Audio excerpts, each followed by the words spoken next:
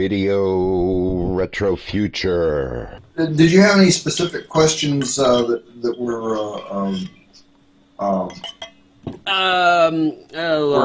let me get the questions. Yeah, they're all kind of out of context right now. But let's talk about your inspiration. What is your where do you get your inspiration from? Well,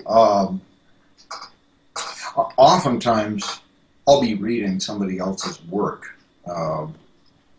and it just makes something click inside.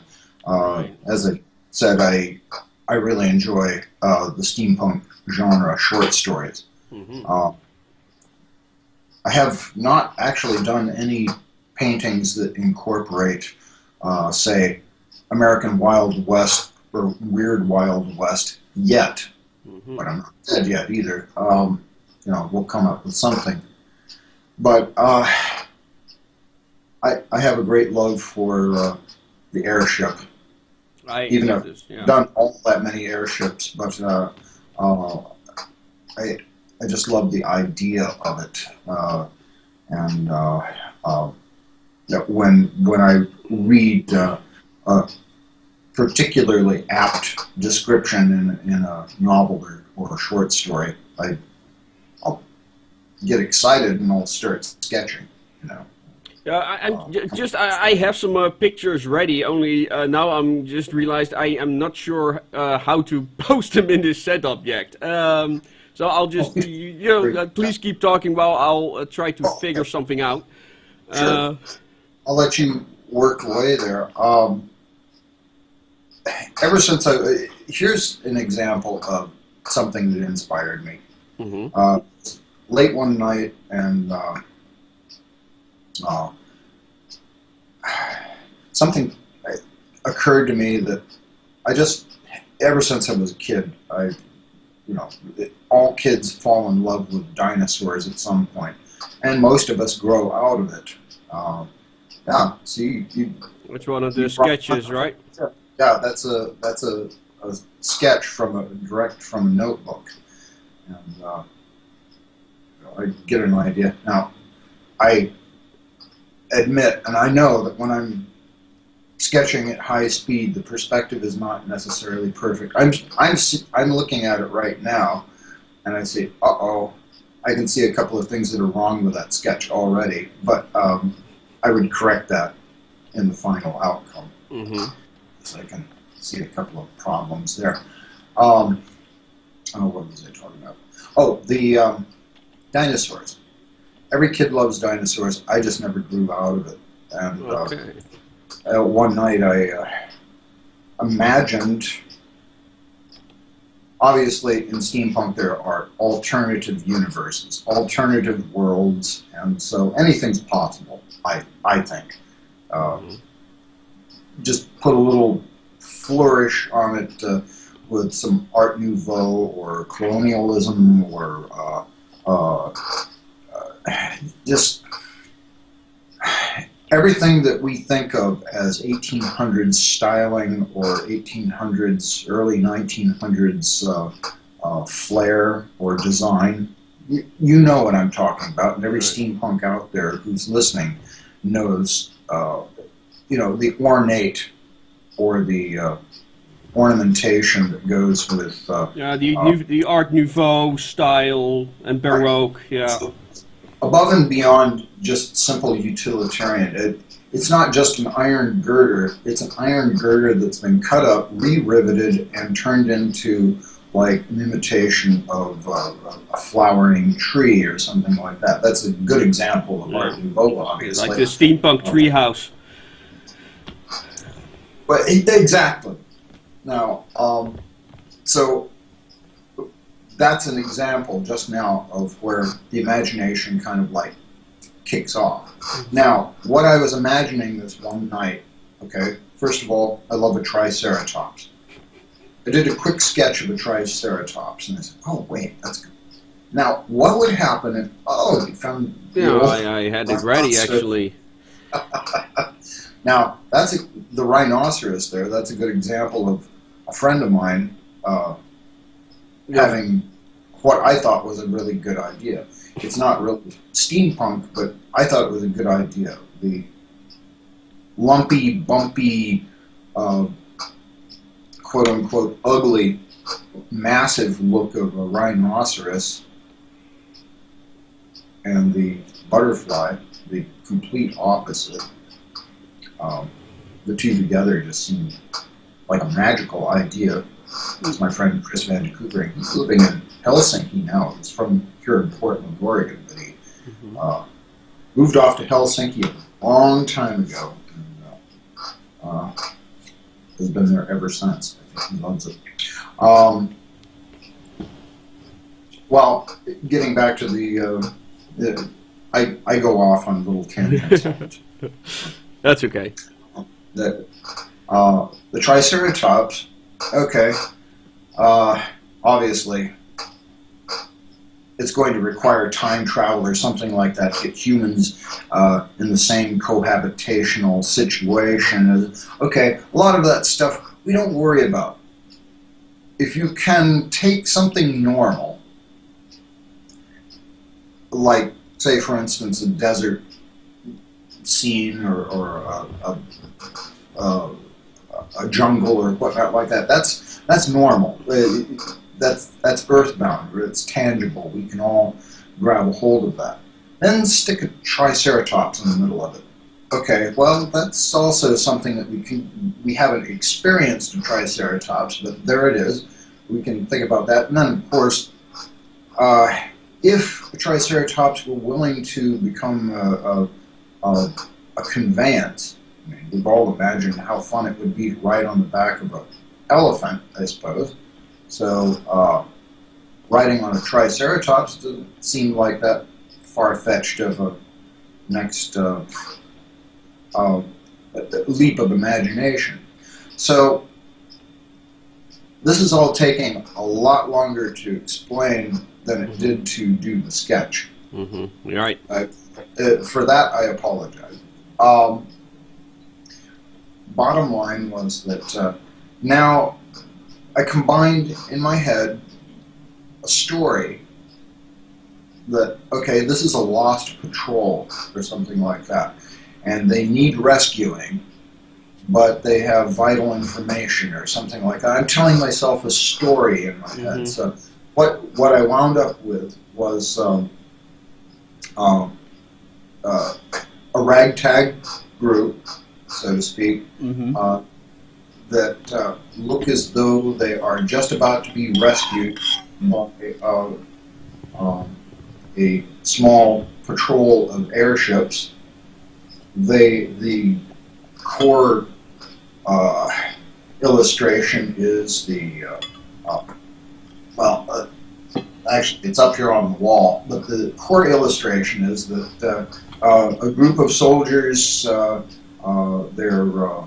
their conveyance is the Triceratops with a howdah on the top of it, mounting a Gatling gun, and a few passengers, a couple of officers, Sikh gentlemen. They have their various ether weapons or whatnot like that, ether carbines, whatever you want to call it. And you imagine these things, and then you try to express them in pen and ink. And I think it took about an hour and a half to draw the picture. Once I had it firmly in my mind, it was such an exciting little story. I was had in my head. I couldn't let it rest. You're right. Sometimes the composition takes a long, long time. I can imagine. The funny thing, the painting you're showing on the screen right now, the funny thing about that painting is I carried around this sketch for about, probably about 25 or 30 years. Wow. I had done that sketch a very long time ago, and it was before I was doing steampunk art, but it was a sailing ship with an extremely pronounced prow on it, sailing past this type of a rowboat. the bottom line was that I had tried my hand at doing some short story writing, and after about a month of struggling with writing, I decided I'm still a better artist. Even on my worst day, I'm a better artist than I am a writer. So Writing is an art in itself, you know. It's precise. Oh, how well I know it from the skill and entertainment that I derived from even amateur writers out there that are just better than I am, bar none. Say nothing of the masters of steampunk. So, but I tell myself just enough of the story. Forget about grammar and everything like that. I can tell myself just enough of the story in my head, even notes on paper, to create, illustrate an image. So that's sort of what happened here with this painting that you're showing right now.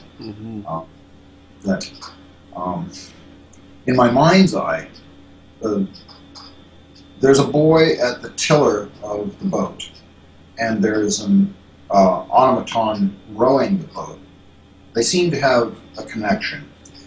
They've traveled quite a long ways at the point you're seeing them. They're trying to get to the harbor on the far side of the picture. I'm describing what I was thinking as I was painting it, and the story develops in my mind. Yeah, well, you can look at this painting and you can imagine all these kind of things happening, and you can make your own story because there's action in it. That's one of the things I don't like about most pictures I see, most photographs. You know, you've got people posing. You've got people posing in front of a building. You've got people posing in front of a machine. You've got people posing somewhere. I'm like, yeah, well, it's all nice and good, but, you know, I like to, you know, make up stories. So, you know, just the image of a guy pointing a gun at somebody. You know, you can make up all kinds of situations. Why is that guy pointing a gun at somebody? You can make up all these stories, and these pictures are exactly like that. You know, it's funny. There are all kinds of cliches that we can fall into. That's one thing about steampunk, is something about that. You know, holding the gun and you know, everybody's pointing a gun is like, you know, right. Some poses I would like to see is someone hesitating, thinking about maybe undoing the strap on their holster. Right. There's more to the story when someone's thinking about unstrapping their holster, making it ready. Right. Then there's about aggressively pointing their weapon. Yes. That's true. You know, having a character have a doubtful look on their face. Not so sure of the situation. That's always much more fun. And it also lets the viewer tell their own story. Something like, it sounded like you were going down that path just now, and it's true. I really like to leave a painting kind of open-ended. What's really going on here? Mm-hmm. What's happening? I don't like to box things in too much. Indeed, but you know, the thing is, I'd love to see a lot more story-oriented photos. Like I've got a cute one right here. Give me a moment. Come on, work with me now. There we go. I'm doing my best. Well, I always wanted to. That's Vadam's work. Yeah, it is. It is. Yes. See, he is my hero. Yeah, I recognize a lot of his influences in your work, but you're more whimsical than he is. Vadam seems to be a little more grounded in the real. Kind of like what you described. He's Russian. He has a Russian attitude. Yeah, it's kind of what you described. Like Vadim takes these, these realistic-looking Victorian cities, and then starts adding these almost cyberpunk elements to it. And that's what I love about his work. It was that thing that I was talking about a little while ago. If a scene can look like you could walk into it, right. That gives the viewer an opportunity to connect because of the reality aspect of the look of the thing. And Vadim's work is just amazing because his atmosphere. This one, look at that. That's just amazing. I love that shot. And if I understand the story behind that one, sometimes the title of a piece can tell you a lot. I think that's like the air fleet just leaving the city, and the preponderance of people on the pier in that shot appear to be the wives of the men who are going off to fight. Awesome, right? That's kind of a dark reality of any kind of warfare, and steampunk is dark. I mean, there's a lot of grim, gritty stuff in steampunk. It wouldn't be steampunk if it didn't have. Yeah, that's one of the, I think one of the big differences. Like you've got like steampunks like Dave Lee, who's a lot more of the whimsical kind of steampunk. Yes.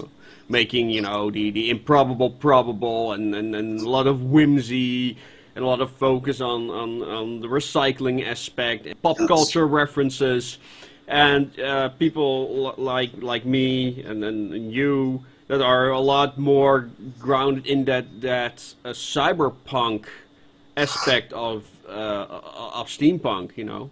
Trying to remember the name. Oh gosh, I feel bad when I can't remember the name. Different engine? Can't remember the names of artists that I admire. That always breaks my heart. But there's a fellow who his work is called the Tea Girls. A lot of his